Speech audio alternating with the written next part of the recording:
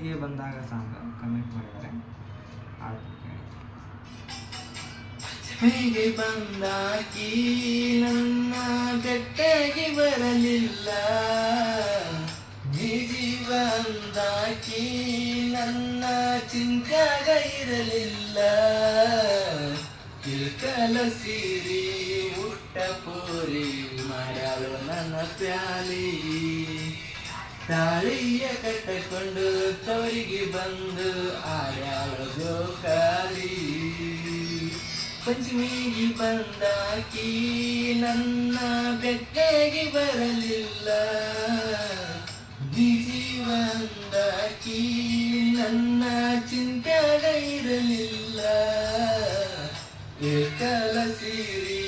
ಉಟ್ಟ ಪೂರಿ ಮಾಡ್ಯಾಳು ನನ್ನ ಪ್ಯಾಲಿ, ತಾಳಿಯ ಕಟ್ಟಕೊಂಡು